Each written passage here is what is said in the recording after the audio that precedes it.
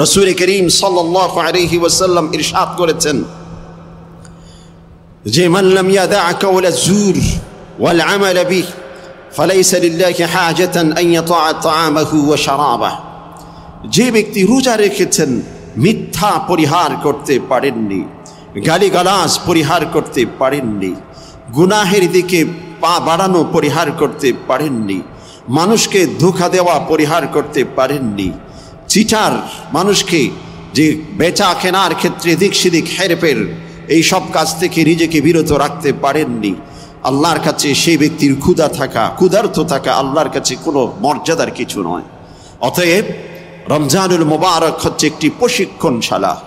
যে ব্যক্তি রমজান পেয়েছেন অথচ নিজেকে সংশোধন করতে পারেনি, সেই ব্যক্তির চাইতে হতভাগা আর কেউ নেই। রমজানুল মুবারক এটা শাহরুল তওবা, এটা শাহরুল রাজা, যে অন্যায় জগৎকে ফিরে আসা। প্রতিটি মানুষ চায় পট পরিবর্তন করতে, প্রতিটি মানুষ চায় পট পরিবর্তন করতে। যে আমরা যখন পথের মধ্যে চলতে থাকি, অফিসে কাজে কর্মে সব কিছুতে কাজ করতে থাকি, সারাদিন কাপড়ে চুপড়ে অনেক কিছু ময়লা ইত্যাদি হয়ে যায়। অতঃপর পরিকল্পনা করি বাড়িতে গিয়ে সম্পূর্ণ গোসল করে সব কিছু ধুয়ে মুছে একদম পরিষ্কার হয়ে যাব। রমজানুল মুবারক হচ্ছে ধুয়ে মুছে পরিষ্কার হওয়ার সময়। পুরাটা বছর অনেক ময়লা লেগেছে আমাদের কাপড়ে, ইমানি কাপড়ে, আমাদের আমলে, আমাদের চিন্তা চেতনায়, আমাদের অন্তরে, আমাদের কল্পনা জল্পনায় অনেক ময়লা আবর্জনা লেগেছে। রমজানুল মুবারক সেটা পরিষ্কার পরিচ্ছন্ন করার জন্যে। এখন যদি পরিষ্কার করতে না পারি তাহলে আমার চাইতে হতভাগা আর কেউ নেই। জিবরিল আমিন রাসূল করিম সাল্লাল্লাহু আলাইহি ওয়াসাল্লাম মিম্বরে উঠছেন, প্রথম সিঁড়িতে পা দিয়েছেন, অতঃপর আমিন রাসূল করিম সাল্লাল্লাহু আমিন করে উচ্চ শব্দ করলেন। দ্বিতীয় সিঁড়িতে উঠেছেন, আমিন বলে শব্দ করেছেন। তৃতীয় সিঁড়িতে উঠেছেন, আমিন বলে রাসূল করিম সাল্লাল্লাহু আলাইহি ওয়াসাল্লাম স্বীকৃতিমূলক রেসপন্স করেছেন। সাহাবায়ে কেরাম প্রশ্ন করলেন, ইয়া রাসূলুল্লাহ, আপনি তো পুরাটা বছর এভাবে মিম্বারে উঠতে থাকেন, আমরা দেখি, কিন্তু কখনো এমন তো আর ঘটেনি। প্রথম সিঁড়িতে আপনি উঠেছেন আমিন, দ্বিতীয় সিঁড়িতে আপনি উঠেছেন আমিন, তৃতীয় সিঁড়িতে আপনি উঠেছেন আমিন। এটার পিছনে রহস্য কি, এর পিছনে শিক্ষা কি, এর পিছনে কি রয়েছে আমরা তো জানি না। রাসূল করিম সাল্লাল্লাহু আলাইহি ওয়াসাল্লাম বললেন, জিবরিল আমিন আমার কাছে উপস্থিত হয়ে তিনটি বিষয় সম্পর্কে বলেছেন, আর সেই তিনটি বিষয়কে আমি স্বীকৃতিমূলক উত্তর দিয়েছি। নাম্বার 1, যে পৃথিবীতে ওই ব্যক্তির চাইতে হতভাগা আরেকজন নেই যে ব্যক্তির সামনে রসুলের শানে দরুদ, রসুলের নাম উচ্চারণ করা হলো, অথচ রসুলের শানে সে ব্যক্তি সাল্লাল্লাহু আলাইহি ওয়াসাল্লাম এইটুকু শব্দ উচ্চারণ করে দরুদটুকু পড়তে পারেননি। তার চাইতে কৃপণ আর কেউ নেই। আল্লাহ পাক তার উপর লানত অভিশাপ অবতীর্ণ করেন। আল্লাহ রসুল সাল্লাল্লাহু সেটাকে স্বীকৃতি দিয়েছেন। দ্বিতীয় ওই ব্যক্তি, যে ব্যক্তি রমজানুল মুবারক পেয়েছে, রমজান মাস পেয়েছে, রমজান পর্যন্ত হায়াত পেয়েছে, রমজানের এক একটি দিন তার হায়াত হয়ে অতিক্রম হয়েছে, কিন্তু সেই ব্যক্তি নিজের গুনাহগুলো ক্ষমা করিয়ে নিতে পারেননি। তার চাইতে হতভাগা আর কেউ নেই। আল্লাহ পাক তার জন্য অভিশাপ যে ধ্যান দিতে থাকেন, রাসূল করিম সাল্লাল্লাহু আলাইহি ওয়াসাল্লাম সেটাকে যে ইতিবাচক স্বীকৃতিমূলক সেটাকে রেসপন্স করেছেন আমিন বলে। وبارك وسلم تسليما كثيرا. أما بعد فأعوذ بالله من الشيطان الرجيم. بسم الله الرحمن الرحيم. شهر رمضان الذي أنزل فيه القرآن هدى للناس وبينات من الهدى والفرقان. فمن شهد منكم الشهر فليصم، ومن كان مريضا أو على سفر فعدة من أيام أخر. يريد الله بكم اليسر ولا يريد بكم العسر، ولتكملوا العدة ولتكبروا الله على ما هداكم ولعلكم تشكرون. صدق الله مولانا العظيم وصدق رسوله النبي الكريم ونحن على ذلك من الشاهدين والشاكرين والحمد لله رب العالمين. وعن أبي هريرة رضي الله عنه قال قال رسول الله صلى الله عليه وسلم إذا كان أول ليلة من شهر رمضان صفدت الشياطين ومرضت الجن وغلقت أبواب النار فلم يفتح منه باب وفتحت أبواب الجنة ولم يغلق منه باب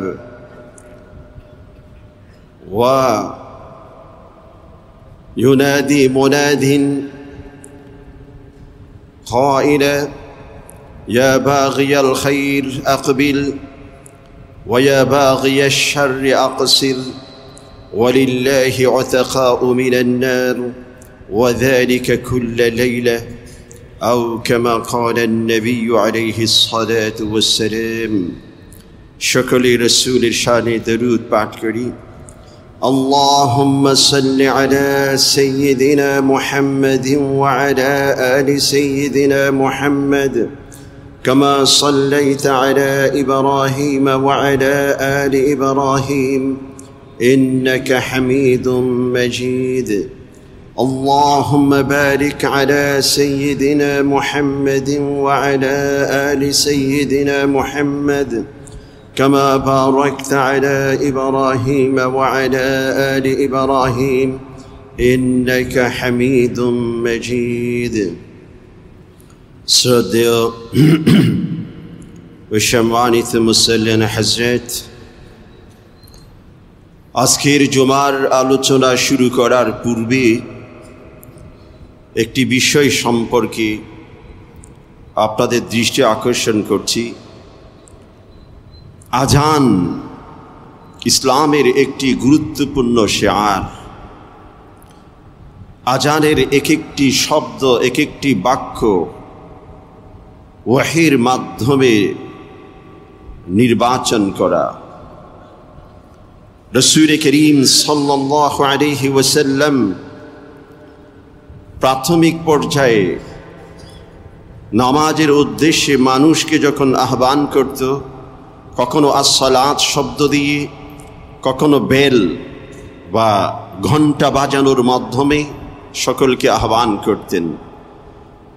সাহাবায়ে কেরাম এটা নিয়ে খুব বেশি সন্তুষ্ট ছিলেন না। রাসূলের মনে নানাবিধ জল্পনা পরিকল্পনা ছিল, কি করা যায়, কোন সুন্দর পদ্ধতিতে মানুষকে সালাতের দিকে, নামাজের দিকে আহ্বান করা যায়। ঠিক একদিন হযরত ওমর ইবনুল খাত্তাব রাদিয়াল্লাহু আনহু স্বপ্ন দেখেছেন যে একজন ব্যক্তি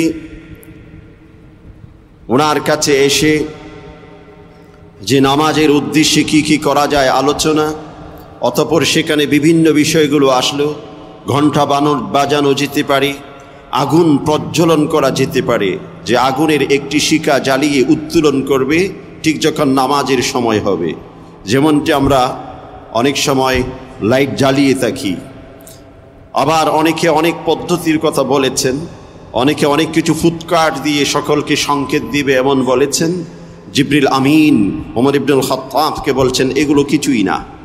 অতঃপর আজানের এই শব্দগুলো শিখিয়ে দিয়েছেন শুরু থেকে শেষ পর্যন্ত। সকাল যখন হলো, রসুলের কাছে ছুটে এসেছেন দৌড়ে দৌড়ে। রসুলকে বললেন, ইয়া রাসূলুল্লাহ, এই শব্দগুলো, এই ঘটনাটি ঘটেছে। কিছুক্ষণ পর আব্দুল্লাহ ইবনে উম্মে মাকতুম ছুটে এসেছেন, ইয়া রাসূলুল্লাহ, আমি স্বপ্নের মধ্যে হঠাৎ এমনটি দেখলাম। কিছুক্ষণ পর আরেকজন সাহাবী এসেছেন। এরকম 4 থেকে 5 জন সাহাবী একই রাতে একই স্বপ্ন দেখেছেন, রসুলকে এসে সেটা শুনিয়ে দিয়েছেন। এবং রসুল বলছেন, জিবরিল আমিন আমার কাছেও এই শব্দগুলো শুনিয়েছেন। ওয়াহির বিভিন্ন পদ্ধতি রয়েছে, এজন্য আজানের এক একটি শব্দ ওয়াহি। এটা শিআরে ইসলাম বলা হয়ে থাকে। যখন মুয়াজ্জিন আজান দেয়, প্রতিটি আজানের শব্দের এগেইনস্টে, বিপরীতে আমরা যারা শুনছি তার একটি প্রতি উত্তর রয়েছে। এই প্রতি উত্তরের মধ্যে অনেক উপকার, অনেক কল্যাণ, অনেক পরিচ্ছন্নতা, অনেক সওয়াব, অনেক নেকি, অনেক তাকওয়ার বিষয় অন্তর্নিহিত রয়েছে। যদিও আজানের উত্তর দেওয়াকে সুন্নাহ বলেছেন, কেউ কেউ ওয়াজিব পর্যন্ত বলেছেন। যে আজান মুয়াজ্জিন যখন আজান দেয়, আল্লাহু আকবার যখন বলে, যিনি শুনছেন তিনিও আল্লাহু আকবার বলবেন। এভাবে তাকবীর আল্লাহু আকবার যেভাবে শুনেছেন সেভাবে বলবেন। আশহাদু আল্লা ইলাহা ইল্লাল্লাহ, আশহাদু আল্লা ইলাহা ইল্লাল্লাহ যিনি শুনেছেন তিনিও বলবেন। আশহাদু আন্না মুহাম্মাদার রাসূলুল্লাহ যিনি শুনেছেন তিনিও আশহাদু আন্না মুহাম্মাদার রাসূলুল্লাহ বলবেন।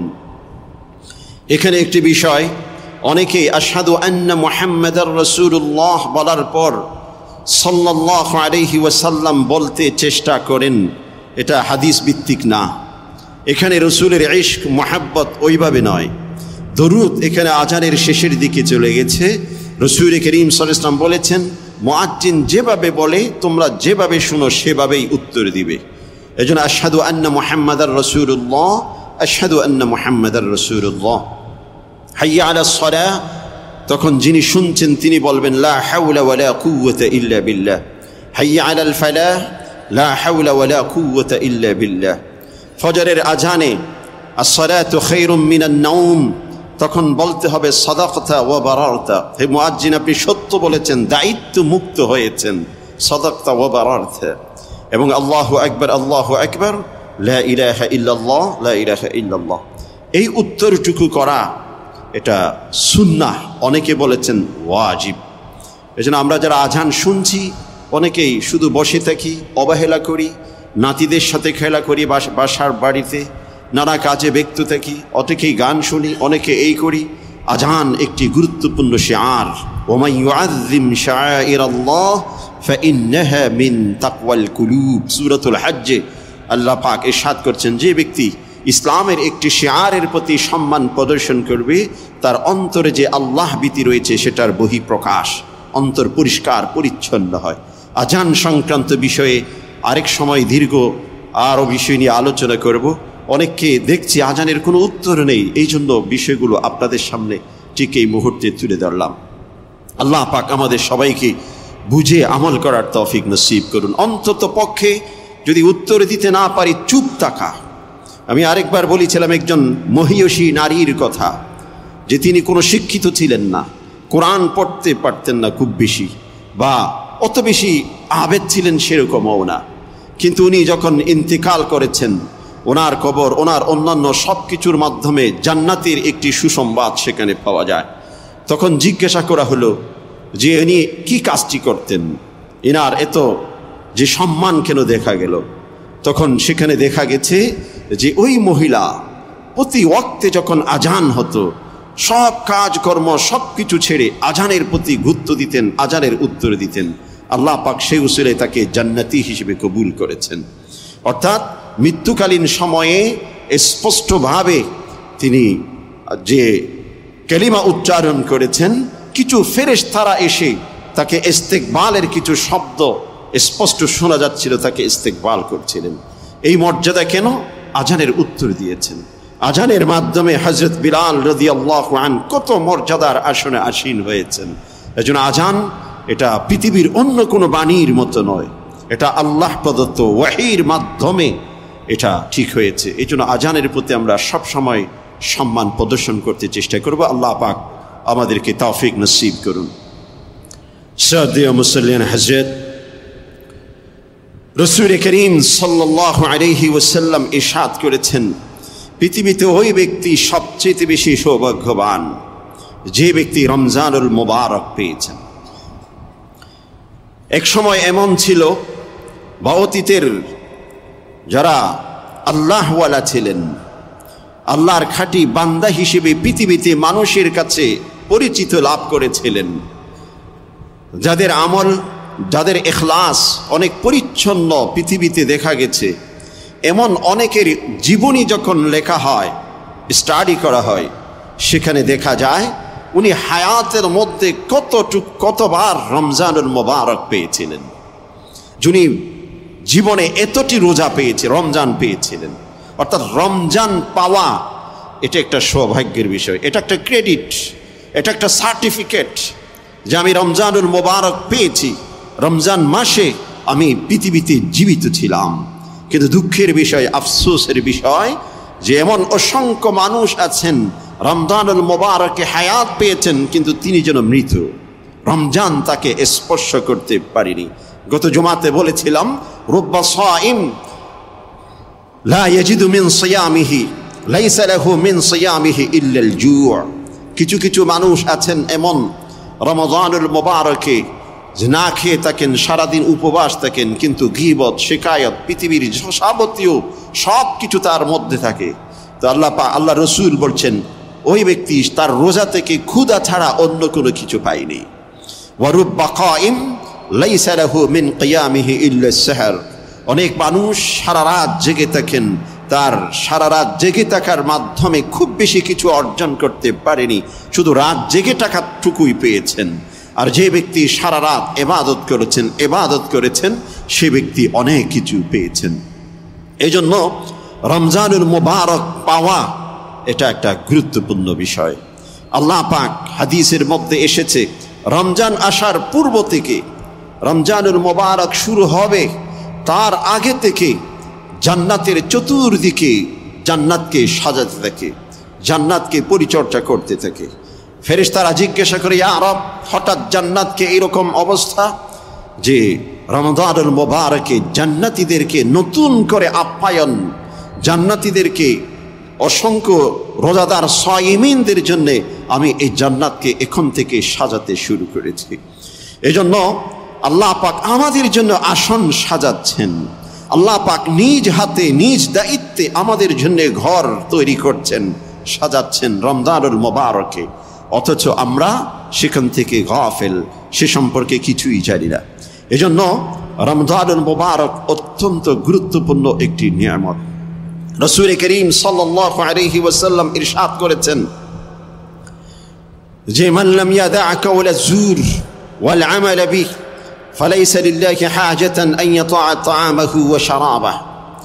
যে ব্যক্তি রোজা রেখেছেন, মিথ্যা পরিহার করতে পারেননি, গালিগালাজ পরিহার করতে পারেননি, গুনাহের দিকে পা বাড়ানো পরিহার করতে পারেননি, মানুষকে ধোঁকা দেওয়া পরিহার করতে পারেননি, চিটার, মানুষকে যে বেচা কেনার ক্ষেত্রে দিক সেদিক হেরফের, এই সব কাজ থেকে নিজেকে বিরত রাখতে পারেননি, আল্লাহর কাছে সেই ব্যক্তির ক্ষুধার্ত থাকা আল্লাহর কাছে কোনো মর্যাদার কিছু নয়। অতএব রমজানুল মোবারক হচ্ছে একটি প্রশিক্ষণশালা। যে ব্যক্তি রমজান পেয়েছেন অথচ নিজেকে সংশোধন করতে পারেনি, সেই ব্যক্তির চাইতে হতভাগা আর কেউ নেই। রমজানুল মোবারক এটা শাহরুল তওবা, এটা শাহরুল রাজা, যে অন্যায় জগৎকে ফিরে আসা। প্রতিটি মানুষ চায় পট পরিবর্তন করতে, প্রতিটি মানুষ চায় পট পরিবর্তন করতে। যে আমরা যখন পথের মধ্যে চলতে থাকি, অফিসে কাজে কর্মে সব কিছুতে কাজ করতে থাকি, সারাদিন কাপড়ে চুপড়ে অনেক কিছু ময়লা ইত্যাদি হয়ে যায়, অতঃপর পরিকল্পনা করি বাড়িতে গিয়ে সম্পূর্ণ গোসল করে সব কিছু ধুয়ে মুয়ে একদম পরিষ্কার হয়ে যাব। রমজানুল মোবারক হচ্ছে ধুয়ে মুছে পরিষ্কার হওয়ার সময়। পুরাটা বছর অনেক ময়লা লেগেছে আমাদের কাপড়ে, ইমানি কাপড়ে, আমাদের আমলে, আমাদের চিন্তা চেতনায়, আমাদের অন্তরে, আমাদের কল্পনা জল্পনায় অনেক ময়লা আবর্জনা লেগেছে। রমজানুল মোবারক সেটা পরিষ্কার পরিচ্ছন্ন করার জন্যে। এখন যদি পরিষ্কার করতে না পারি তাহলে আমার চাইতে হতভাগা আর কেউ নেই। জিবরিল আমিন রাসূল করিম সাল্লাল্লাহু আলাইহি ওয়াসাল্লাম মিম্বরে উঠছেন, প্রথম সিঁড়িতে পা দিয়েছেন, অতঃপর আমিন রাসূল করিম সাল্লাল্লাহু আমিন করে উচ্চ শব্দ করলেন। দ্বিতীয় সিঁড়িতে উঠেছেন, আমিন বলে শব্দ করেছেন। তৃতীয় সিঁড়িতে উঠেছেন, আমিন বলে রাসূল করিম সাল্লাল্লাহু আলাইহি ওয়াসাল্লাম স্বীকৃতিমূলক রেসপন্স করেছেন। সাহাবায়ে কেরাম প্রশ্ন করলেন, ইয়া রাসূলুল্লাহ, আপনি তো পুরাটা বছর এভাবে মিম্বারে উঠতে থাকেন, আমরা দেখি, কিন্তু কখনো এমন তো আর ঘটেনি। প্রথম সিঁড়িতে আপনি উঠেছেন আমিন, দ্বিতীয় সিঁড়িতে আপনি উঠেছেন আমিন, তৃতীয় সিঁড়িতে আপনি উঠেছেন আমিন। এটার পিছনে রহস্য কি, এর পিছনে শিক্ষা কি, এর পিছনে কি রয়েছে আমরা তো জানি না। রাসূল করিম সাল্লাল্লাহু আলাইহি ওয়াসাল্লাম বললেন, জিবরিল আমিন আমার কাছে উপস্থিত হয়ে 3টি বিষয় সম্পর্কে বলেছেন, আর সেই 3টি বিষয়কে আমি স্বীকৃতিমূলক উত্তর দিয়েছি। নাম্বার 1, যে পৃথিবীতে ওই ব্যক্তির চাইতে হতভাগা আরেকজন নেই যেই ব্যক্তির সামনে রসুলের শানে দরুদ, রসুলের নাম উচ্চারণ করা হলো, অথচ রসুলের শানে সে ব্যক্তি সাল্লাল্লাহু আলাইহি ওয়াসাল্লাম এইটুকু শব্দ উচ্চারণ করে দরুদটুকু পড়তে পারেননি। তার চাইতে কৃপণ আর কেউ নেই। আল্লাহ পাক তার উপর লানত অভিশাপ অবতীর্ণ করেন। আল্লাহ রসুল সাল্লাল্লাহু সেটাকে স্বীকৃতি দিয়েছেন। দ্বিতীয়, ওই ব্যক্তি যে ব্যক্তি রমাদানুল মুবারক পেয়েছে, রমজান মাস পেয়েছে, রমজান পর্যন্ত হায়াত পেয়েছে, রমজানের এক একটি দিন তার হায়াত হয়ে অতিক্রম হয়েছে, কিন্তু সেই ব্যক্তি নিজের গুনাহগুলো ক্ষমা করিয়ে নিতে পারেননি, তার চাইতে হতভাগা আর কেউ নেই। আল্লাহ পাক তার জন্য অভিশাপ যে ধ্যান দিতে থাকেন, রাসূল করিম সাল্লাল্লাহু আলাইহি ওয়াসাল্লাম সেটাকে যে ইতিবাচক স্বীকৃতিমূলক সেটাকে রেসপন্স করেছেন আমিন বলে। 3 নম্বর, ওই ব্যক্তি যে ব্যক্তি বৃদ্ধ মাতা পিতা পেয়েছেন কিন্তু নিজে জান্নাতকে কামাই করতে পারেনি। যে মা বাবার অধীনে কিন্তু সন্তানের এক ধরনের জান্নাত অন্তর্নিহিত। যে ব্যক্তি মা বাবার প্রতি যত বেশি যত্নবান হবে, ইহজগৎ পরজগৎ উভয় জগতে সে ব্যক্তি ধন্য, সে ব্যক্তি সফল। যে ব্যক্তি মা বাবার প্রতি সম্মান প্রদর্শন করবে, সে ব্যক্তি পৃথিবীর যেখানে যাক না কেন অন্ততপক্ষে তুচ্ছ তাচ্ছিল্যের সম্মুখীন হবে না। মা বাবা পৃথিবীতে আল্লাহর পর মা বাবার কথা বলেছেন, ওয়া কাযা রাব্বুক আল্লা তা'বুদু ইল্লা ইয়্যাহ ওয়া বিল ওয়ালিদাইনি ইহসানা ওয়া'বুদুল্লাহা ওয়া লা তুশরিকু বিহি শাইআ ওয়া বিল ওয়ালিদাইনি ইহসানা। কোরআনে কারীমের বিভিন্ন জায়গাতে বান্দাদেরকে আল্লাহ পাক সম্বোধন করে বলছেন, তোমরা এক আল্লাহর ইবাদত করো, তার সাথে কোনো কাউকে অংশীদার করো না। এরপরে যে ইবাদতের কথা বলেছেন, মা বাবার প্রতি সুন্দর আচরণ করো। ওয়াবিল ওয়ালিদাইনি ইহসানা। কোরআনে কারীমের শব্দ, এক একটি শব্দের পিছনে অনেক তথ্য থাকে। ইহসান শব্দটির অনেক অর্থ রয়েছে। ইহসান শব্দের অর্থ হচ্ছে এই যে কোনো ব্যক্তির কাছ থেকে যদি আমি কোনো উপকার, কোনো কিছু নিয়ে থাকি, কোনো কিছু গ্রহণ করে থাকি, কারো মাধ্যমে উপকৃত হয়ে থাকি, সেই ব্যক্তির শুকরিয়া জ্ঞাপন, এটাকেও ইহসান বলা হয়ে থাকে। কোনো ব্যক্তির আমার উপর অধিকার আছে, সেই অধিকারটুকু আদায় করা, এটাও ইহসান বলা হয়েছে। একই সাথে ইহসানের আরেকটি পরিভাষা আমরা বিভিন্ন সময় আলোচনা করি। জিবরিল আমিন একদিন রাসূল করিম সাল্লাল্লাহু আলাইহি ওয়াসাল্লামের সামনে সরাসরি উপস্থিত হয়ে বেশ কিছু প্রশ্ন করেছেন। ছদ্মবেশে মানুষের রূপে রাসূলের কাছে এসে প্রশ্ন করেছেন, যেই হাদিসটির নাম হাদিসে জিবরিল হিসেবে প্রসিদ্ধ। সেখানে শেষের দিকে এসে একটি প্রশ্ন করেছেন, ওয়া আখবিরনি আনিল ইহসান, ইয়া রাসূলুল্লাহ, ইহসান কাকে বলে আপনি আমাকে একটু জানাবেন কি? রাসূল করিম সাল্লাল্লাহু আলাইহি ওয়াসাল্লাম বলছেন, আন তা'বুদাল্লাহা কাআন্নাকা তারা ফাইন লাম তাকুন তারাহু ফাইন্নাহু ইয়ারাক। এমনভাবে আল্লাহর ইবাদত যেন আমি আল্লাহকে দেখছি, আর যদি সেইটুকু না হয়, এমন অনুভূতি, এমন মানসিকতা নিয়ে ইবাদত করা, আল্লাহ আমাকে দেখছেন, এটাও হচ্ছে ইহসান। আর ওয়াবিল ওয়ালিদাইনি ইহসানা এর অর্থ হলো এই, মা বাবার সামনে যখন আমি উপস্থিত হই, মা বাবার সাথে যখন কোনো কথা বলি, মা বাবা সংক্রান্ত কোনো বিষয়ে সিদ্ধান্ত গ্রহণ করি, যে কোনো কিছু মা বাবার সাথে সম্পৃক্ত যেটাই করি না কেন, যেন আল্লাহ আমাকে সব কিছু দেখছেন, এই ভিত্তিক সব কিছু করা। এই জন্য যে ব্যক্তি মা বাবাকে পেয়েছেন অথচ জান্নাত অর্জন করতে পারেনি, তার চাইতে হতভাগা পৃথিবীতে আর কেউ নেই। একজন সাহাবী মৃত্যুর সময় কালিমা নসিব হচ্ছিল না, ছটফট করছিল, কালিমা নসিব হচ্ছে না, সাকরাতে কষ্ট পাচ্ছিল।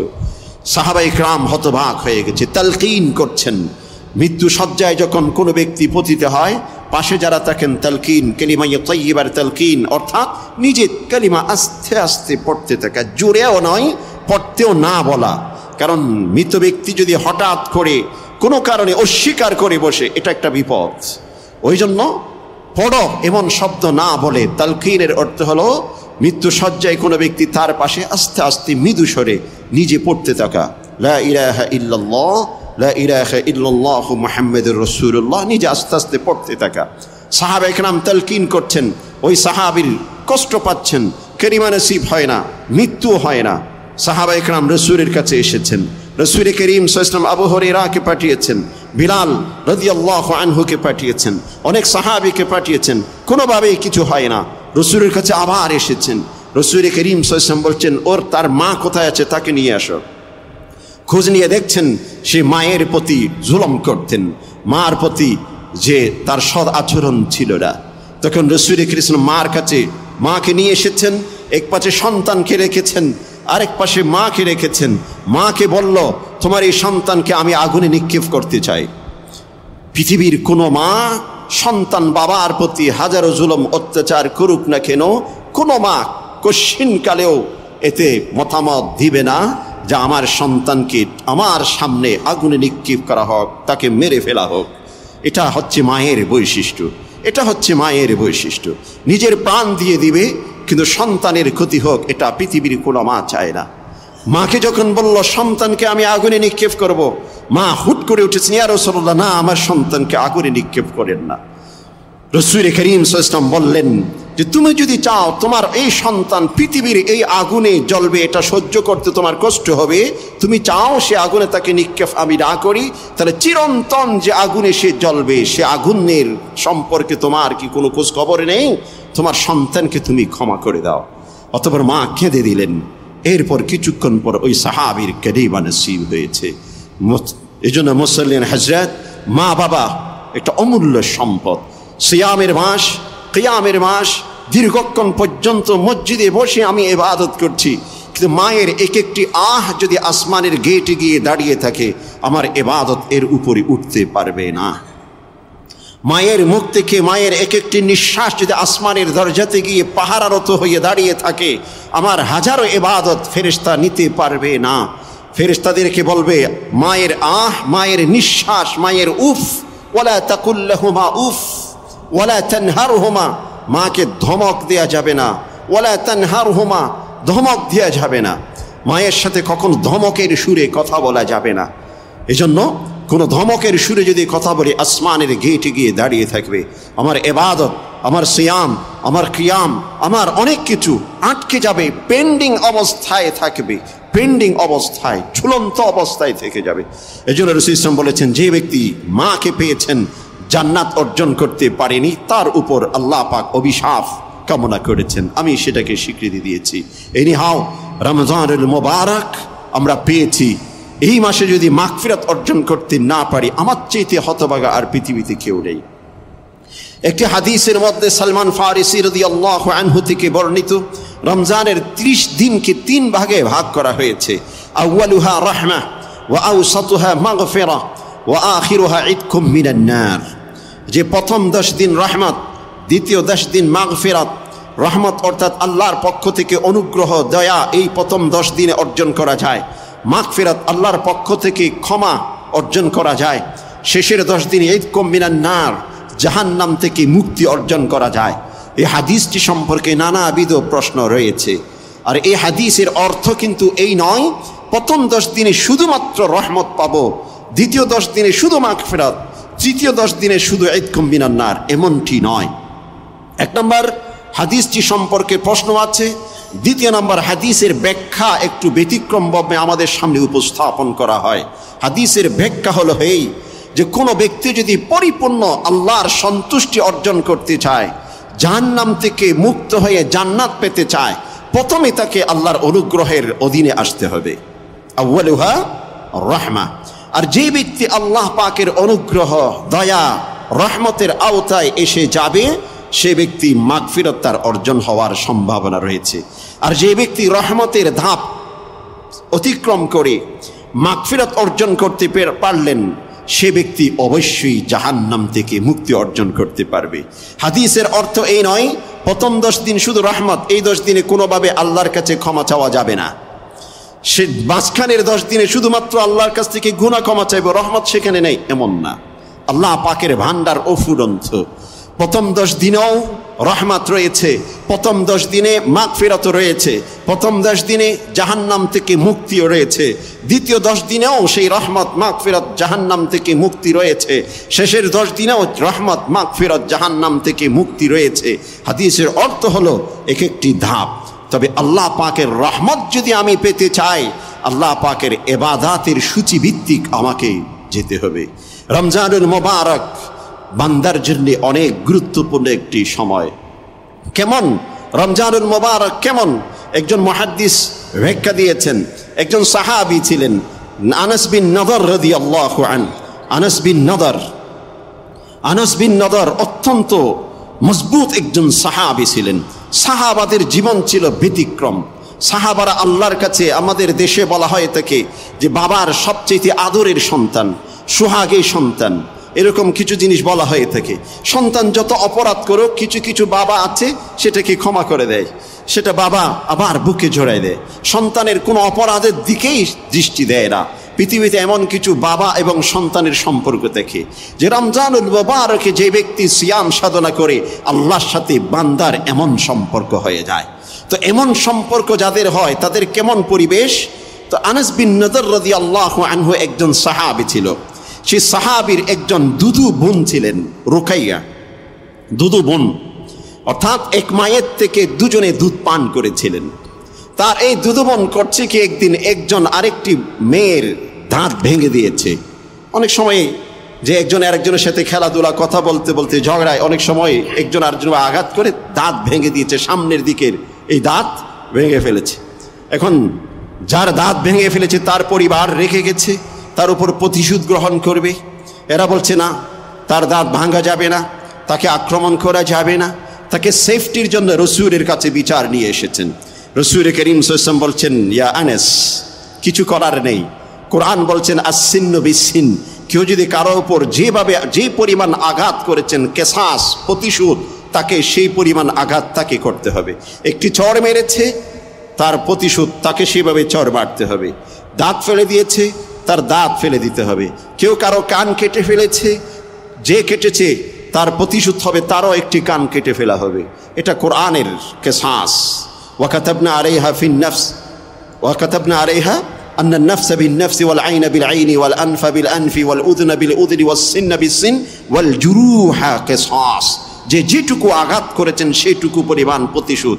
কোরআন বলে দিয়েছেন, আনাস, আমার করার কিছু নেই, তোমার বোনের দাঁত ভেঙেই ফেলতে হবে। আনাস ইবনে নাদার আল্লাহর খুব কাছের বান্দা ছিলেন। তিনি বলছেন, ওয়াল্লাযী বাআসাকা বিল হক লা তুকসার, হে আল্লাহর প্রিয় হাবিব, আমি শপথ করে বলছি, আপনার যেই সত্তা আপনাকে নবী হিসেবে পৃথিবীতে প্রেরণ করেছেন, সেই সত্তার শপথ করে বলছি, আমার বোনের দাঁত কাটা যাবে না, দাঁত ভাঙা যাবে না।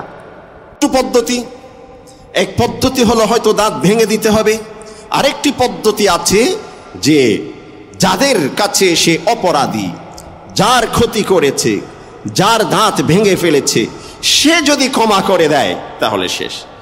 প্রথম থেকে রসুলের কাছে সুপারিশ করেছেন তারা যেন ক্ষমা করে দেয়। তারা ক্ষমা করবেই না, তারা কোনোভাবে ক্ষমা করবে না, অনড় যে না, আমাদের মেয়ের দাঁত ভেঙে ফেলা হয়েছে, আমরাও দাঁত ভেঙে ফেলবো। আনাস ইবনে নাদার যখন শপথ করে বলেছেন, না, আমার বোনের দাঁত ভাঙা যাবে না, সাথে সাথে যার দাঁত ভাঙা ফেলা হয়েছে সে বলল, আমি ক্ষমা করে দিলাম। চোখের পানি ফেলে দিল আর বলে দিল, আমি ক্ষমা করে দিলাম। ঠিক সেই মুহূর্তে রাসূল করিম সাল্লাল্লাহু আলাইহি ওয়াসাল্লাম একটি বাক্য বলেছেন। এই বাক্যটুকু একমাত্র উদ্দেশ্য বলা, ওয়া ইন্না মিন ইবাদিল্লাহ লাউ আকসামা আলাল্লাহ লা আবাররা। আল্লাহ পাকের কিছু সোহাগী বান্দা থাকে, অতি আদরের বান্দা থাকে, এত বেশি কাছের, এত বেশি কাছের, এত বেশি কাছের, তারা যদি কোনো কারণে আল্লাহর সাথে জেদ ধরে বসে, আল্লাহ পাক সেটা কবুল করে ফেলেন। আনাস ইবনে নাদার জেদ ধরে বসেছেন, আমার বোনের দাঁত ভাঙা যাবে না ইয়া রাসূলুল্লাহ, ভাঙা যাবে না, আল্লাহর শপথ করে ফেলেছেন। সাথে সাথে আল্লাহ পাক ওই ব্যক্তির অন্তরে এমনভাবে পরিবর্তন করে দিয়েছে, সে বলছে, আমি ক্ষমা করে দিলাম। আল্লাহ পাক বলছে, আল্লাহ রসুল বলছেন, আল্লাহর অতি কাছের আদরের কিছু বান্দা থাকে, আল্লাহর কাছে যখন চেয়ে বসে, জেদ ধরে বসে, আল্লাহ পাক সেটা কবুল করে ফেলেন। ঠিক এক একজন সায়েম, এক একজন রোজাদার ব্যক্তি আল্লাহ পাকের এত বেশি আদরের হয়ে যায়, এত বেশি আদরের হয়ে যায়। আপনি যদি আল্লাহর কাছে জেদ ধরে বসেন রাতের গভীরে, ইয়া আল্লাহ আমাকে ক্ষমা করতেই হবে, আল্লাহ আমাকে ক্ষমা করতেই হবে, আল্লাহ বলবেন হে বান্দা যাও, তোমাকে জান্নাতের সার্টিফিকেট দিয়ে দিলাম। এটা হচ্ছে রমজানুল মুবারক, এটা হচ্ছে শাহরুল সিয়াম, এটা হচ্ছে শাহরুল কিয়াম।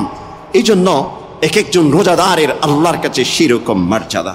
এই রমজান আমরা পেয়েছি, এর চাইতে সৌভাগ্য আর কার হতে পারে?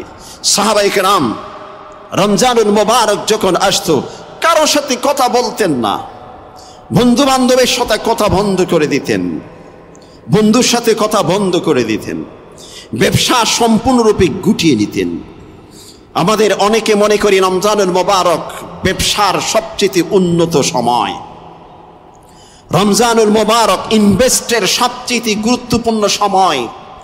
মুহতারাম সামিঈন, ঠিক রমজানুল মুবারকে আল্লাহ পাক এত বারকাত রেখেছেন, এত বারকাত রেখেছেন, আপনি যেটাই করবেন সেটাতে বারকাত পাবেন। তার অর্থ এই নয় আমি যেন তেন কাজ করব, বরং রমজানুল মুবারকের মধ্যে আল্লাহ পাক বরকতের দরজাকে উন্মুক্ত করেছেন বেশি বেশি ইবাদতের জন্যে। কোন ব্যক্তি যদি রমজানুল মুবারকে পরিপূর্ণ ইবাদতে মগ্ন ছিলেন, ব্যবসা বাণিজ্য সম্পূর্ণ ক্লোজ করে রেখেছেন, আল্লাহ পাক সে ব্যক্তির ব্যবসা বাণিজ্যে সব কিছুতে বারকাত দিবেন। বারকাতের অর্থ এই নয় এই মাসে চড়া দামে কোনো কিছু বিক্রি করব, বারকাতের অর্থ এই নয় এই দামে পণ্যের দ্রব্যের মূল্য বৃদ্ধি করে দেব, বরঞ্চ এর বারকাতের অর্থ হলো এই মাসে বরঞ্চ অন্য মাসে যদি আমি 2 টাকা লাভ করে থাকি, এই মাসে একেবারে লাভ ছাড়া আমি ক্রেতাদেরকে দিয়ে দিলাম। এমনও তো হতে পারে এই বদৌলতে আল্লাহ পাক পুরা বছরে আমার ব্যবসা বাণিজ্যে সব কিছুতে বারকাত দিয়ে দিবেন। সাহাবায়ে কেরাম এই কাজটি করতেন, সাহাবায়ে কেরাম এই কাজটি করতেন। ইমাম আবু হানিফা রাহমাতুল্লাহি আলাইহি রমজানুল মুবারক যখন আসতেন, উনি জগৎ বিখ্যাত ফকিহ ছিলেন। ওনার দরবারে যেখানে তিনি বসতেন চতুর্দিকে লোকারণ্য থাকত, সারা বিশ্বের বিভিন্ন প্রান্ত থেকে লোকজন আসতেন নানাবিধ পরামর্শের জন্যে। এমনকি শাসক গোষ্ঠী থেকে শুরু করে প্রশাসন থেকে শুরু করে সকল সেক্টরের মানুষ সব সময় ভরপুর থাকত। আর ঠিক যখন রমজানুল মুবারক আসতো তিনি দরজা বন্ধ করে দিতেন, আগে থেকে ঘোষণা করে দিতেন কোনো ব্যক্তির সাথে রমজানুল মুবারকে কথা বলা যাবে না। রমজান বান্দার পিছনে দেওয়ার জন্য নয়, রমজান হচ্ছে একমাত্র আল্লাহর পিছনে দেওয়ার জন্য। তিনি কি করতেন? প্রতিদিন 3টি কোরআনে কারীম খতম করতেন, প্রতিদিন 3 খতমে কোরআন। যদি একদিনে 3টি খতমে কোরআন হয় তাহলে পুরাটা রমজান মাসে কয়টি হবে? 3টির 2.5টি খতমে কোরআন করতেন তিনি। কখনো কখনো যে এমনটি করতেন 3 খতমে কোরআন, দিনে একবার, রাতে আরেকবার, সালাতুত তারাবিতে আরেকবার। বলবেন, প্রশ্ন জাগতে পারে কিভাবে সম্ভব, সময় কিভাবে? এটা যারা হাফিজে কোরআন তারা বুঝতে পারবে, যারা হাফিজে কোরআন তারা সবচেয়ে বেশি বুঝতে পারবে। আমরা যখন গাড়িতে বসি, গাড়িতে বসে বসে কোরআন আমাদের অনেক সময় 4 পারা 5 পারা আমরা পড়ে ফেলি, নিজেও বলতে পারি না কত পারা হয়ে গেছে, শেষে গিয়ে দিকে এতটুকু পড়েছি। হাফেজে কোরআন বাসা থেকে মসজিদে আসছেন যারা হাফেজে কোরআন, যারা আপনাদের এখানে তারাবি পড়ায় তাদেরকে আপনারা জিজ্ঞাসা করবেন, তারা থাকে হচ্ছে সিঁড়ি বেয়ে 2য় রুমে। এক একজন হাফেজ প্রতিদিন আপনাদের এখানে যে 20 পৃষ্ঠা থেকে এক একজন 8 পৃষ্ঠা 6 পৃষ্ঠা এভাবে পড়ে থাকে, 6 পৃষ্ঠা বা 4 পৃষ্ঠা বা 8 পৃষ্ঠা এরকম পড়ে থাকে। ওই সিঁড়ি থেকে এই পর্যন্ত আসতে আসতে তার 1 পারা তেলাওয়াত হয়ে যায়। আপনি কল্পনা করতে পারবেন? হাফেজদেরকে জিজ্ঞাসা করবেন এটা কিভাবে তেলাওয়াত হয়ে যায়। কোরআন বারকাত, কোরআনের সাথে সময়ের বারকাত আছে। ইমাম আবু হানিফা রাহমাতুল্লাহি আলাইহি রমজানুল মুবারকে এভাবে খতমে কোরআন করতেন। অনেকে যুক্তির আলোকে যে এটার বিপক্ষে এটার যুক্তি দেয়, এটা কিভাবে সম্ভব, এটা শুধুমাত্র একজন ব্যক্তিকে অতিমাত্রায় বলার জন্যে, প্রকৃতপক্ষে তেমনটি নয়। একজন হাফেজ কোরআনের সাথে আলোচনা করলে তখন বোঝা যাবে যে কত কোরআনের মধ্যে কত বারাকাত হয়, কিভাবে তিলাওয়াত করা যায়। রাত্রে তিলাওয়াত, দিনে তিলাওয়াত, তারাবি তার অর্থ হলো এই দিন রাত ইবাদতে অতিক্রম করতেন। আব্দুর রহিম রায়পুরি রহমতুল্লাহ আলাইহি, ভারতের একটি রায়পুর নামক জায়গা আছে, ওনার যে নিজের একটি প্রতিষ্ঠান আছে, অনেক আগে তিনি পৃথিবী থেকে বিদায় নিয়ে গেছেন। ওই এলাকায় যখন আপনি প্রবেশ করবেন তখনই দেখবেন এক ধরনের শান্তির সমীরণ, এক ধরনের আরামের একটি পরিবেশ দেখা যায়। পৃথিবীতে জান্নাতের বাগান অনেকে তৈরি করে নিয়েছেন। ওনার অনেক মুরিদ ছিল, ওনার অনেক শাগরিদ ছিল। উনি উস্তাদুল যে ছিলেন, অনেক ছাত্ররাও দূর দূর থেকে ওনার কাছ থেকে শিক্ষা গ্রহণ করার জন্য আসতেন, সবক নিতে আসতেন। রমজানুল মোবারকের 29 শাবান পরিষ্কার ঘোষণা করে দিতেন, আজ থেকে কোনো ব্যক্তি আমার সাথে সাক্ষাৎ করতে পারবে না। যদি কারো কোনো জানার থাকে, প্রশ্ন থাকে, কোনো কিছু থাকে, একটি বক্স রাখতেন, সেই বক্সের মধ্যে দিয়ে দিবেন, রমজান শেষ আমি সেই বক্স খুলব, সেখান থেকে দেখব কার কি সমস্যার সমাধান, তখন আমি ইনশাআল্লাহ দিয়ে দিব। পুরোটা রমজান আমার সাথে কারো সাথে কোনো যেন দেখা না হয়। দেখুন আল্লাহ ওয়ালাদের আমল। সাহাবায়ে কেরাম ছিলেন এমন, সাহাবায়ে কেরাম ছিলেন এমন, সারা রাত ইবাদতে থাকতেন, সারা রাত ইবাদতে থাকতেন। কখনো যদি ঘুমের প্রয়োজন পড়ে বাড়ি করতেন পালাক্রমে। 3 জন ঘরের সদস্য, আবু হুরায়রা রাদিয়াল্লাহু আনহু বলছেন, আমরা ঘরের মধ্যে 3 জন সদস্য পালাক্রমে, একজনকে 2 জন ইবাদত করছেন, একজন কিছুক্ষণ বিশ্রাম নিচ্ছেন, 2 জন ইবাদত করছেন, আরেকজন কিছুক্ষণ বিশ্রাম নিচ্ছেন, 2 জন একটু বিশ্রাম নিচ্ছেন, আরেকজন ইবাদত করছেন। ওদেরকে ডেকে দিলেন যেন ঘুমের মধ্যে বিভোর হয়ে যেন ইবাদত থেকে দূরে সরে না যায়। এভাবে রাত অতিক্রম করেছেন, এভাবে রাত অতিক্রম করেছেন। কিন্তু দুঃখের বিষয়, আফসোসের বিষয়, রমজানুল মোবারক আমাদের মধ্যে এসেছে, রমজানুল মোবারক আমরা পাচ্ছি, পেয়েছি, আরো পাবো আল্লাহ পাক যদি আমাদের তৌফিক নসিব করেন। কিন্তু রমজানুল মোবারক আমরা অতিক্রম করি অন্যভাবে, খাবারের পিছনে, ব্যবসার পিছনে, নানাবিধ এই পিছনে সেই পিছনে সময় অতিক্রম করি, অথচ রমজান থেকে খুব বেশি কিছু আমরা অর্জন করতে পারি না। রমজানের এক একটি রোজা ফরজ, এক একটি রোজা ফরজ। কোনো ব্যক্তি যদি এক রোজা রাখে নাই, সে ব্যক্তিকে কাফারা দিতে হবে। এই কাফারাটুকু তার পৃথিবীর শাস্তি, কাফারা পৃথিবীর শাস্তি। কিয়ামতের দিন তার কঠিন শাস্তি রয়েছে, কঠিন শাস্তি রয়েছে। আর পৃথিবীর শাস্তি হচ্ছে কাফারা।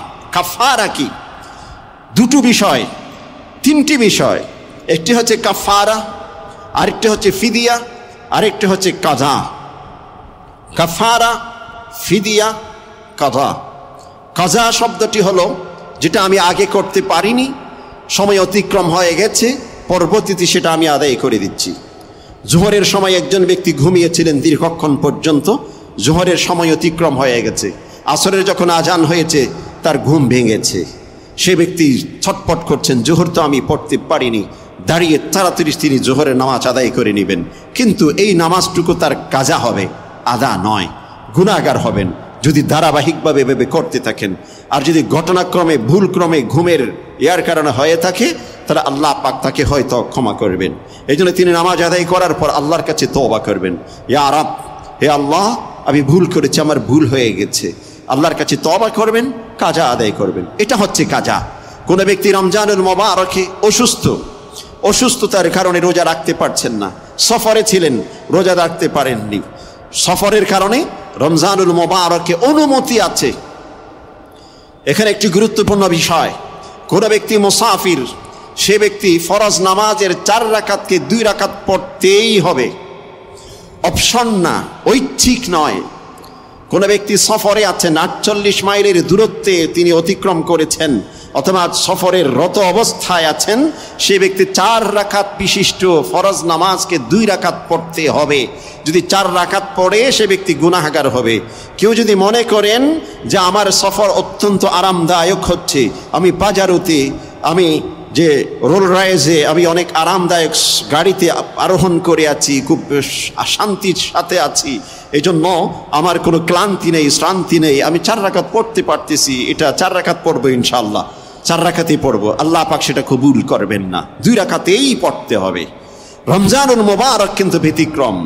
কেউ যদি মনে করে রমজানুল মোবারকে যে রোজা ছেড়েই দিতে হবে, এমন না। কোনো ব্যক্তি সফররত অবস্থায় আছেন, ব্যবসার কারণে বিভিন্ন কারণে সফর তো করতে হতেই পারে। এখান থেকে কোনো ব্যক্তি খুলনাতে সফর করেছেন, কক্সবাজার, চট্টগ্রাম, সিলেট দূরত্বের মধ্যে সফর করেছেন, সেই ব্যক্তি যদি ইচ্ছে করে সেই রোজাটুকু তিনি ভেঙে দিতে পারবেন।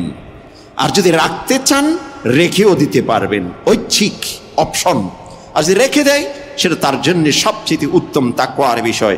আর যদি তিনি রাখেন নাই, যে আশঙ্কা আছে সফরের কারণে অসুস্থ হয়ে যেতে পারে, এই জন্য তিনি রোজা ভেঙে দিতে চাইলে ভেঙে দিতে পারবেন। রমজান পরবর্তীতে এক রোজার বিনিময়ে একটি করে রোজা রেখে দিবেন, এটা হচ্ছে কাজা। আরেকজন ব্যক্তি রমজানুল মুবারকে তিনি অসুস্থ, রমজানুল মুবারকে তিনি রোজা রাখতে পারছেন না, সে ব্যক্তি ফিদিয়া দিবেন। যে এক একটি রোজা রাখেনি সে এক একটি রোজার বিনিময়ে একজন মিসকিনের খাদ্য দিয়ে দিবেন, এটা হচ্ছে ফিদিয়া। আর যদি পারে পরবর্তীতে তিনি কাজা রেখে দিবেন, সেটাও করতে পারবেন, দুটো অপশন। আরেকটি হচ্ছে কাফারা। কাফারা হচ্ছে ওই ব্যক্তি, যেই ব্যক্তি রোজা ইচ্ছাকৃতভাবে ছেড়ে দিয়েছেন, মুসাফিরও নয়, রোজা রাখতে না পারার কোনো কারণও তার কাছে নেই, কিন্তু তিনি রোজা রাখেননি ইচ্ছাকৃতভাবে রোজা রাখেনি, সেই ব্যক্তির উপর কাফারা। এটা পৃথিবীর শাস্তি, পরকালে আরো কঠিন শাস্তি আল্লাহ পাক নির্ধারণ করে রেখেছেন। কাফারাটা কি? 60টি রোজা লাগাতার পেয়ে পরবর্তী এক একটি রোজার বিনিময়ে 60টি রোজা রাখবেন। এক রোজা রাখেননি, রমজান পরবর্তীতে 60টি রোজা তাকে লাগাতার রাখতে হবে। লাগাতারের অর্থ হলো 60 রোজার মাঝখানে গিয়ে 59টি গিয়ে যদি সে ছেড়ে দিয়েছেন, আবার 60টি রেখেছেন, মনে করেছেন 59 পর্যন্ত এসে গেছি, এই একটি পরে আবার রেখে দিব, সেখানে সব বাতিল, আবার শুরু থেকে 60টি রাখতে হবে। এটা হচ্ছে কাফারা। অথবা 60 জন মিসকিনকে এক একটি রোজার বিনিময়ে, এক রোজার বিনিময়ে 60 জন মিসকিনকে তাকে খাবার সেভাবে তাকে দিয়ে দিতে হবে।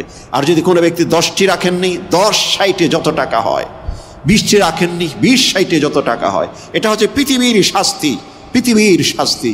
আর কিয়ামতের দিন আল্লাহ পাক তার জন্য কঠিন শাস্তি রেখেছেন। মেরাজের আলোচনায় বলেছিলাম জাহান্নামীদের এক একটি তালিকা, আল্লাহ রসুল এক একটি জাহান্নামের কি কি শাস্তি সেখানে হচ্ছিল। এরা পৃথিবীতে সেই জাতি যারা রমজানুল মুবারক পেয়েছেন কিন্তু সিয়াম সাধনা করেনি, রোজাকে অবজ্ঞা করেছেন, তাদের জন্য আল্লাহ পাক কঠিন শাস্তি রেখেছেন। এই জন্য রমজানুল মুবারকের এক একটি রোজা ফরজ রোজা। এই ফরজ রোজা এটা আমাদেরকে, যারা বালেক সন্তান আছে, যাদের ঘরের মধ্যে সন্তান সন্ততিরা আছে, অনেকে হুকুম জানে না, রোজার হুকুম হচ্ছে রোজা ফরজ, এটা রাখতেই হবে। অনেকে আছেন পরবর্তীতে জেনেছেন। সেদিন একজনে ফোন দিয়েছেন, জোর দিয়ে বলছে, এই জন্য একজন যুবক ফোন দিয়েছেন, 20 বছর তার বয়স, অনার্সে ভর্তি নিয়েছেন, 20 বছরের একজন যুবক। হুজুর আমি শুনেছি রোজা নাকি ফরজ। আমি হ্যাঁ, তো আমি তো বালেক হয়েছে এত সাল থেকে, আমি তো জানতাম না। কেন মা বাবা বলেনি? তো কখনো আলোচনা হয়নি, কখনো আলোচনা হয়নি। আপনি কি পড়েন? মেডিকেলের ছাত্র। কিসের ছাত্র? মেডিকেলের ছাত্র। একজন মেডিকেল স্টুডেন্ট হওয়ার জন্য তার পিছনে মা বাবার কি পরিশ্রম থাকতে পারে, কি পরিমাণ পরিশ্রম থাকতে পারে। মেডিকেল স্টুডেন্ট বর্তমান সময়ে যে হার্ড কম্পিটিশন যেখানে হয়, স্টুডেন্ট যারা ভর্তি নেবে অ্যাডমিশন টেস্টের মধ্যে হার্ড কম্পিটিশন, এই কম্পিটিশনে টিকার জন্য, প্রতিযোগিতায় যে স্থান পাওয়ার জন্যে কি পরিমাণ মা বাবার পরিশ্রম হয়েছে, অর্থ ব্যয় হয়েছে, শিক্ষা দীক্ষায় ছুটেছেন, কিন্তু সেই সন্তানটির সামনে রমজানুল মুবারকে যে রোজা ফরজ, এইটুকু কখনো আলোচনা সে তার কানে পড়েনি। আমি জানি না তার মা বাবা কখনো আলোচনা করেছেন, হয়তো অবহেলার বশত সেও শোনে নাই, এমনও তো হতে পারে। গুনাহগার হবে মা বাবা শুদ্ধ কাল কিয়ামতের দিন। সন্তানদেরকে এই শিক্ষা দিতে হবে। এই জন্যই তো রাসূল করিম সাল্লাল্লাহু আলাইহি ওয়াসাল্লাম হাদিসে ইরশাদ করেছেন, ওয়াশাবুন নাশা ফি ইবাদাতি রাব্বি, কাল কিয়ামতের দিন আরশের নিচে যেই যুবকদেরকে আল্লাহ পাক আরশের নিচে যে সুযোগ করে দিবেন ছায়া, আরশের ছায়া পাওয়ার জন্য, ওই সমস্ত যুবক যে ইবাদতের পরিবেশে জীবন যাপন পেয়েছে। ইবাদতের পরিবেশের অর্থ হলো ঈমানি পরিবেশ পেয়েছে। আমার সন্তানকে আমি প্রকৌশল বিদ্যায় পারদর্শী করছি, আমার সন্তানকে লক্ষ লক্ষ টাকা ব্যয় করে অনেক শিক্ষা দিচ্ছি, কিন্তু দ্বীনের এই শিক্ষাটুকু আমি দিতে পারিনি। কাল কিয়ামতের দিন আমার জবাবদিহিতার সম্মুখীন হতে হবে। আল্লাহ পাক যখন জিজ্ঞাসা করবে যে তোমাকে নেয়ামত হিসেবে সন্তান দিয়েছিলাম, সন্তান এক একটি নেয়ামত, এক একটি নেয়ামত, আবার ইমতিহান। সন্তান এক একটি নেয়ামত, আবার সেটা ইমতিহান। ইমতিহান কিভাবে? অনেকে আমরা মনে করি যেই সন্তান মা বাবাকে গাথ কিভাবে বিয়ে করছি, সন্তানও আল্লাহর পক্ষ থেকে নেয়ামত, কিন্তু সেই সন্তানকে কিভাবে শিক্ষা দীক্ষা দিচ্ছি, প্রস্তুত করে তুলছি। আমি মনে করি আমার সন্তান যদি যে একজন ডাক্তার হয়, একজন ইঞ্জিনিয়ার হয়, এটা দরকার, এটাও দরকার। মানব জীবনের জন্য এটা অত্যন্ত কল্যাণকর একটি বিষয়। শুধুমাত্র এটার পিছনে আমি সময় দিলাম, ইবাদাতের, দ্বীনের, ঈমানের বিষয়গুলো উপেক্ষা করে গেলাম, তাহলে কি আল্লাহ পাক আমাকে কিয়ামতের দিন অবশ্যই ধরবে। যেমনটি ওই বিদ্যার প্রতি আমি সচেতন, ঠিক তেমনি ভাবে আমাকে ঈমানের বিষয়গুলো সম্পর্কেও সচেতন হতে হবে। শুধুমাত্র একটি বিষয় নয়, কাল কিয়ামতের দিন আল্লাহ পাক আমাকে ধরবে। যে সন্তান দিয়েছিলাম নেয়ামত হিসেবে, আমার পরিচয়, আমার ইবাদত, আমার সান্নিধ্য লাভের যে একটি পথ পদ্ধতি, ইবাদতের একটি সূচি ছিল, তোমার সন্তানকে, আমার সেই বান্দাকে তোমার অধীনে দিয়েছিলাম, তুমি কেন সেই শিক্ষাটুকু দাওনি? কাল কিয়ামতের দিন আমাকে জিজ্ঞাসা করবে। আর সেই সন্তান আল্লাহ পাকের কাছে বলবে যে রব্বানা ইন্নানা আতানা সাদাতানা ওয়া কুবরানা ফাআদাল্লুনা সাবিলা।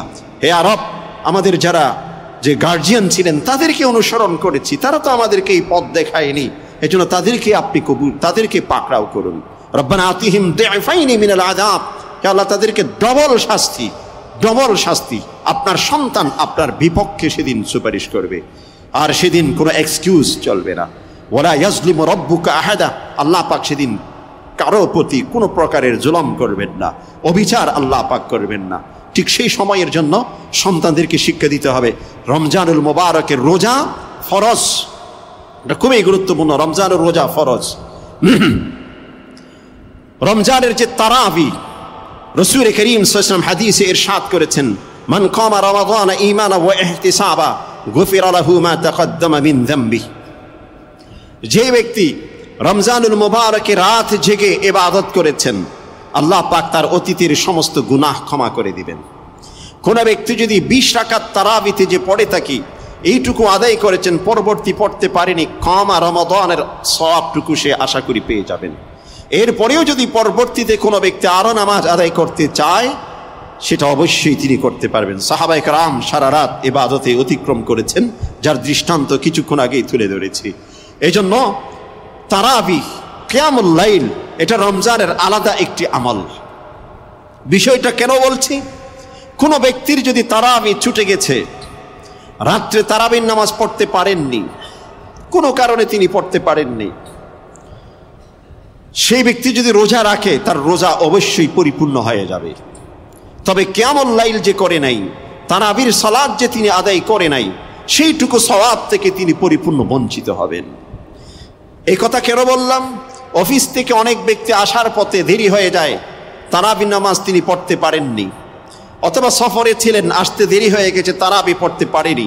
তিনি মনে করেন আমি তো অর্ধেক হয়ে গেছি, যেহেতু তারাবি পড়তে পারেনি, কালকে আর রোজা রেখে লাভ কি? মনে করেন তারাবি এটা রোজার অন্তরে ভুক্ত। দিনের সূর্য অস্ত যাওয়া থেকে শুরু করে সূর্য উদয় পর্যন্ত যেমনটি রোজার একটি সীমানা, ঠিক তারাবিও তার মতো একটি তার অন্তর্ভুক্ত বিষয়। মূলত তারাবি, কিয়ামুল লাইল, এটা রমজান মাসের পৃথক একটি আমল, এটার সাথে রোজা ডিপেন্ডেন্ট নয়।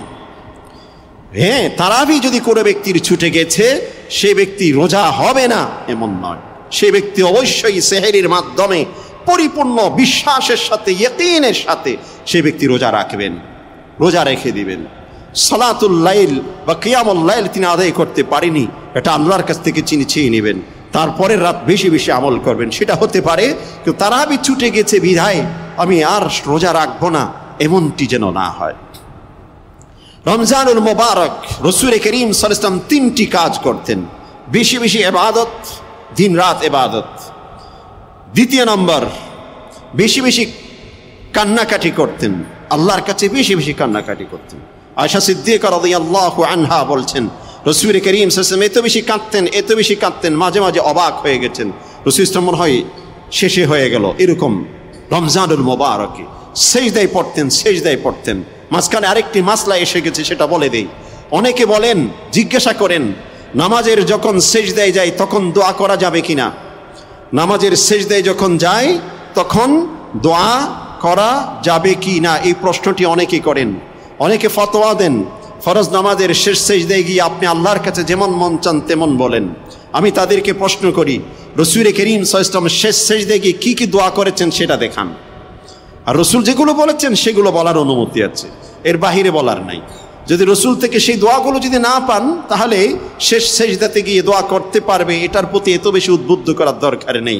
যেখানে দোয়া করার আদব আমাদের অনেকের জানা নেই, দোয়ার পদ্ধতি অনেকের জানা নেই, দোয়ার ভাষা অনেকের জানা নেই, সেখানে সালাত ফরজ, যে আপনার সালাতুল ফারায়েজ ফরজ যে নামাজ, সেটার মধ্যে এলোমেলো করে ফেলার একটা সম্ভাবনা আছে। এই জন্য নামাজের সেজদা ওটাকে রেখে দেন, ওটা নামাজের মতো আদায় করেন। সেজদাই মুনাজাতের অর্থ হলো আমরা বসে যেভাবে মুনাজাত করি, এভাবে মুনাজাতের সময় সেজদাই পড়ে আল্লাহর কাছে দোয়া করা। আমরা বসে বসে আল্লাহর কাছে এভাবে হাত তুলে থাকি, সেজদায় গিয়ে হাতকে এভাবে রেখে, সেজদাতে যখন সাধারণত আমরা যেয়ে থাকি হাত কিন্তু এভাবে দেই, হাতের যে পেট, হাতের যে এটুকু আমরা নিচের দিকে রাখি, মাটিতে রাখি। আর যখন সেজদায় গিয়ে মুনাজাত করব, হাত এভাবে রাখবো। এভাবে রাখার মধ্যে দুটো জিনিস, এভাবে রেখে সেজদা দেওয়া এত সহজ না, একটু কষ্ট আছে। যারা করেন তারা বুঝবেন। এভাবে হাত দিয়ে, হাত যদি মাটিতে এভাবে রেখে আপনি সেজদা করেন, বেশিক্ষণ আপনি থাকতে পারবেন না। হয়তো কপাল, হয়তো নাকের উপর প্রেসার যাবে, অথবা হাতের উপর প্রেসার যাবে, যে তখন আপনি পারবেন না। আল্লাহ পাক হাতের এইভাবে যেটুকু সাপোর্ট পাওয়া যায়, এভাবে কিন্তু হাতের কবজিতে কিন্তু সেই সাপোর্টটুকু আপনি পাবেন না। তাহলে একদিকে আপনার মনের একনিষ্ঠতা থাকবে, দ্বিতীয়ত হাত আপনি আল্লাহর কাছে সেজদায় হাত পেতেছেন, এভাবে করলেও হবে। আদব হচ্ছে এভাবে করা, এভাবে সেজদায় পড়ে আল্লাহর কাছে মুনাজাত করা। আল্লাহ রাসূল এভাবে সেজদায় পড়ে কেঁদেছেন, মুনাজাত করেছেন। এভাবে আমরা করতে পারি। রাসূল করিম সাল্লাল্লাহু আলাইহি ওয়াসাল্লাম রমজানুল মুবারকে বেশি বেশি কেঁদেছেন, ইবাদত বেশি করেছেন, বেশি বেশি কেঁদেছেন, চোখের পানি ঝরিয়েছেন। চোখের পানির কি মূল্য আগে বলেছি কয়েক জমা পূর্বে।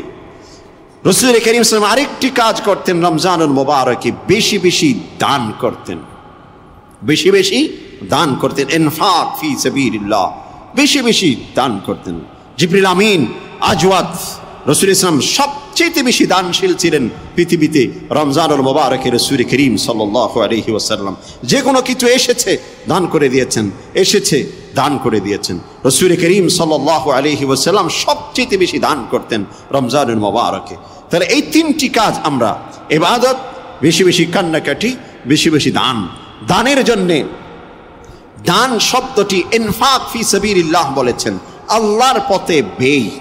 এই ব্যয়টুকু কোন কোন খাতে হতে পারে? এমনিতে আমরা পরিবারের যে সদস্যরা রয়েছেন তাদের জন্য যা কিছু ব্যয় করি, এগুলো কিন্তু সাদাকা হিসেবে কাজ করে। এগুলো সাদাকা, এগুলো কিন্তু সওয়াব আছে এক একটির পিছনে। মায়ের জন্য কাপড় কিনেছি, সন্তানের জন্য কিছু কিনেছি, স্ত্রীর জন্য কিনেছি, এটা কিন্তু ইবাদত। কোনো ব্যক্তি যদি এটাকে ইবাদতের অনুভূতি নিয়ে করে আর ইবাদতের অনুভূতি ছাড়া করে, দুটোর মধ্যে অনেক ফারাক আছে। কি কি ফারাক? ইবাদতের অনুভূতি নিয়ে কোনো ব্যক্তি যদি করে, ইবাদতের সওয়াব তিনি পাচ্ছেন বিশুদ্ধ নিয়তের কারণে। আরেকটি গুরুত্বপূর্ণ সেখানে বিষয়, উপকার অপব্যয় তার মাধ্যমে হবে না। কারণ ইবাদত যখন করবে আল্লাহকে স্মরণ করে করবে, আল্লাহ যেভাবে সন্তুষ্ট হয় সেভাবে করবে। সন্তানের জন্য কোনো কিছু কিনছি, মেয়ের জন্য কোনো কিছু কিনছি, স্ত্রীর জন্য কোনো কিছু আমি কেনাকাটা করছি, এটা একটি ইবাদত। যখন ইবাদত হিসেবে একটি কাজ আমি করব, সেখানে এমন পদ্ধতি কখনো অবলম্বন করা যাবে না যেই পদ্ধতি আল্লাহ অপছন্দ করেন। এটা সবচেয়ে গুরুত্বপূর্ণ একটি উপকার, এই ইনফাক, পরিবারের সদস্যদের জন্য ব্যয়ের মধ্যে ইবাদত হিসেবে সেটাকে করা। দ্বিতীয়ত, রমজানুল মুবারকে রোজাদারদের প্রতি ইফতার। আমাদের মসজিদে গত সপ্তাহে বলেছিলাম প্রতিদিন 15,000 টাকা করে ইফতার আমাদের মসজিদে লাগে, অনেক সময় বেশিও লাগে। আমাদের ফান্ডে এখনও কিছু বাকি আছে, যতটুকু শোনা যাচ্ছে। আমরা ইফতারের ফান্ডকে সমৃদ্ধ করব, ইফতারের ফান্ডকে সমৃদ্ধ করব। ইফতারের ফান্ডে জাকাতের টাকা দিব না, ইফতারের ফান্ডে জাকাতের টাকা দিব না। যদি হ্যাঁ কোনো এতিম, শুধুমাত্র অভাবী ছাত্ররা পড়ে থাকে এমন কোনো প্রতিষ্ঠানে যদি ইফতারের জন্য টাকা দেই, বলে দিতে হবে এটা যারা গরিব তাদের ইফতারের জন্যে। অন্যথায় ইফতার ফান্ডে কোনো জায়গায় জাকাতের টাকা দিবেন না, কারণ ইফতার জাকাত এক ধরনের উচ্ছিষ্ট, জাকাত এক ধরনের এঁটে, জাকাত আমার দিতেই হবে, এটার অধিকার যে কোনো কারো ব্যক্তির নেই। সাধারণ একজন ব্যক্তির জন্য জাকাতের অধিকার নেই। আপনার প্রতিবেশী সে ব্যক্তি যদি জাকাতের উপযুক্ত না হয়, তিনি মসজিদে এসে ইফতার করেছেন, তাহলে আপনার জাকাত আদায় হয়নি, এজন্য আপনাকে জাকাত আবার আদায় করতে হবে। অতএব জাকাত ইফতারের ফান্ডে জাকাতের টাকা দিব না, মসজিদের ফান্ডে জাকাতের টাকা দিব না। এটা খুবই গুরুত্বপূর্ণ। অনেকে রমজানুল মোবারকে হাদিয়া দেবার জন্য জাকাতের টাকা ব্যয় করে থাকে। হাদিয়া যা আমার স্টাফ, আমার ড্রাইভার, আমার দারওয়ান, আমার সিকিউরিটি গার্ড, অমুক এই সেই, এদেরকে আমরা জাকাতের টাকা দিয়ে হাদিয়া দিয়ে থাকি। দুটো বিষয়, হয়তো জাকাত দিবেন, হয়তো হাদিয়া দিবেন। যদি জাকাতের টাকা থেকে হাদিয়া দিয়েছেন, হাদিয়া যদি তার প্রাপ্য হয়ে থাকে, আপনার জাকাত আদায় হয় নাই। আর যে জাকাত দিয়ে থাকেন তারা হাদিয়া হয় নাই। এখন কোনটি করেছেন আপনি, সেটা আপনার উপর স্বচ্ছতার সাথে, পরিচ্ছন্নতার সাথে কাজ করতে হবে। এই জন্য ইফতার ফান্ড আমরা সমৃদ্ধ করব, ইফতারের ফান্ডে দিব।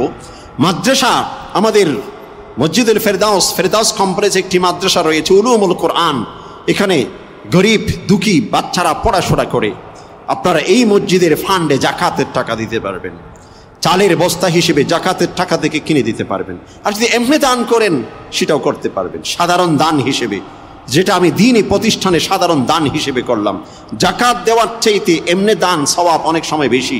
জাকাত ফরজ, এটা আপনাকে আদায় করতেই হবে, না করলে কিন্তু সম্ভব না। ফরজ নামাজ, এটা অবশ্যই সওয়াব আছে, কিন্তু তাহাজ্জুদের মাধ্যমে যে মর্যাদা অর্জন করা যায় এটা অসীম। কারণ তাহাজ্জুদ হচ্ছে নফল, তাহাজ্জুদ নফল হওয়া সত্ত্বেও সেটার মাধ্যমে অনেক মর্যাদা অর্জন করা যায়। জাকাত ফরজ, এর বাহিরে কোনো ব্যক্তি নফল দান, এর মাধ্যমেও কিন্তু অনেক সওয়াব, অনেক মর্যাদা অর্জন করা যায়। এজন্য as-সাদকাতু, সদকার মাধ্যমে বিপদ আপদ কেটে যায়। এই সদকা কিন্তু জাকাত নয়, এটা যে কোনো ধরনের দান তার অন্তর্ভুক্ত। রমজানুল মোবারকে জাকাত তো দিবই, অন্যান্য দান আরো বৃদ্ধি করব। রমজানুল মোবারককে অনেকে জাকাতের জন্য নির্বাচন করে রাখে। রমজান কিন্তু জাকাতের মাস না। আমি প্রতি বছর এই বিষয়ে আপনাদের দৃষ্টি আকর্ষণ করে থাকি। রমজান জাকাতের মাস নয়, জাকাতের মাস হচ্ছে ইন্ডিভিজুয়ালি প্রতিটি ব্যক্তির সাথে সম্পৃক্ত। যেই ব্যক্তি যেই মাসে সম্পদের মালিক হয়েছেন, ওই মাস যখন আরেক বছর ঘুরে আসবে সেই দিন তার উপর জাকাত ফরজ। এটা উদাহরণ হিসেবে বলে থাকি, যেমন কোনো ব্যক্তি শাবান মাসে অথবা রমজানের পরে শাওয়াল মাসে কোনো ব্যক্তি নিসাব পরিমাণ সম্পদের মালিক হয়েছেন। নিসাব অর্থাৎ যেটা আমরা বলে থাকি 52.5 যে তোলা, আপনার 52.5 তোলা রূপা, 7.5 ভরি স্বর্ণ। হ্যাঁ, আর রূপার টাকার উপর ভিত্তি করে যদি আমরা অর্থ ক্যাশ হিসেবে ধরি, তখন 40, 50, 60 হাজার টাকা কোনো ব্যক্তির যদি মালিক হয়ে থাকে, খরচ ইত্যাদি সব কিছু থেকে পৃথক অতিরিক্ত তার কাছে পুরো বছর এই 60 হাজার টাকা ছিল, তার খাওয়া দাওয়া সব কিছুর জন্য ওই 60 হাজার টাকাতে হাত দিতে হয় নাই। তারপরের বছর যখন আসবে ওই 60 হাজার টাকার উপরেই তাকে হিসাব করে জাকাত দিতে হবে। 5 টাকা হোক, 2 টাকা হোক, যেই টাকা হোক জাকাত দিতে হবে। তাহলে শাওয়াল মাসে যে ব্যক্তি সম্পদের মালিক হয়েছেন, আগামী বছর শাওয়াল মাসে সে ব্যক্তির উপর জাকাত ফরজ। মুহররম মাসে যে ব্যক্তি জাকাতের নিসাব পরিমাণ অর্থের মালিক হয়েছেন, আগামী বছর মুহররম মাস তার জন্য জাকাতের মাস। রবিউল আউয়াল মাসে কোনো ব্যক্তি জাকাতের নিসাব পরিমাণ সম্পদের মালিক হয়েছেন, আগামী বছর রবিউল আউয়াল তা হচ্ছে জাকাতের মাস। রমজানুল মোবারক জাকাতের মাস নয়, রমজানুল মোবারক হচ্ছে দানের মাস। সবচেয়ে বেশি আল্লাহর পথে দান করা, সেটা যে কোনো কাউকে হতে পারে, যে কোনো ওয়েতে হতে পারে, যে কোনো পদ্ধতিতে হতে পারে, আমরা সেটা করতে পারি। এই জন্য জাকাতের আপনাদের বিশেষভাবে দৃষ্টি আকর্ষণ করবো। আপনাদের পার্শ্ববর্তী যেহেতু উলুমুল কোরআন মাদ্রাসা রয়েছে, এখানে আপনারা জাকাতের ফান্ডকে সমৃদ্ধ করবেন। অত্র এলাকার মুসল্লি যারা জাকাত দিয়ে থাকেন, সকলে যদি পরিমিত জাকাত এই প্রতিষ্ঠানে দিয়ে থাকে, পুরা বছর মাদ্রাসার কালেকশন করা লাগবে না ইনশাআল্লাহ। এই জন্য আপনারা আমাদের ওখানে ম্যানেজার আছেন, আমাদের মসজিদের অন্যান্য স্টাফের মাধ্যমেও আপনারা টাকা দিবেন, সাথে রসিদটুকু নিয়ে নেবেন। আমি আবারও বলছি, রসিদটুকু নিজ দায়িত্বে গ্রহণ করেন। রসিদ ছাড়া টাকা দিবেন না, কেন দিবেন না? নানাবিধ প্রশ্ন তৈরি হয়। কোনো ব্যক্তি রসিদ নিয়েছেন, রসিদটুকু পরবর্তী দেওয়া যায় না। যে আমাদের কাছে অনেকে জাকাতের টাকা দেয়, রসিদটুকু নিয়ে পকেটে করি ওনাকে পাই না পড়ে। আবার অনেক সময় পরবর্তীতে সেটা অন্য জায়গায় হয়তো চলে গেছে, কিন্তু সেটা আবার খুঁজলে পাওয়া যায় না। এতে করে অনেক সময় ভুল বোঝাবুঝি তৈরি হয়, নেফাক তৈরি হওয়ারও সম্ভাবনা থাকে। এজন্য টাকা দিবেন, রসিদ গ্রহণ করবেন, নিজেও স্বচ্ছ, অপরকেও স্বচ্ছ পরিচ্ছন্ন থাকার সুযোগ করে দেব। রমজানুল মোবারকে এই বিষয়টি খুব বেশি লক্ষ্য রাখবো আমরা। একই সাথে চাল, যে অথবা চাল বস্তা আমরা পাঠিয়ে দিতে পারি। অনেকেই যে খাবারের জন্য, বাচ্চাদের জন্য পুরা বছরের একটা পরিমাণ আমরা দিয়ে দিতে পারি, যে এত পরিমাণ বস্তা, এত পরিমাণ চাল আমি দেব, 50 কেজির একটি বস্তা আমি প্রতি মাসে দিলাম। বা এরকম যদি একটা আমরা এখন থেকে নিয়ত করে নেই অথবা এখন থেকে দিয়ে দেই, তাহলে প্রতিষ্ঠান আর মানুষের কাছে চাঁদা কালেকশনের কোনো প্রয়োজন পড়বে না। আমরা আমাদের প্রতিষ্ঠানের দিকে লক্ষ্য রাখবো। আল্লাহ পাক আমাদের সকলকে রমজানুল মোবারকের এক একটি দিনকে সুন্দরভাবে অতিক্রম করার তৌফিক নসিব করুন। আমিন ইয়া রাব্বাল আলামিন। ওয়া আখির দাওয়ানা আলহামদুলিল্লাহি রাব্বিল আলামিন।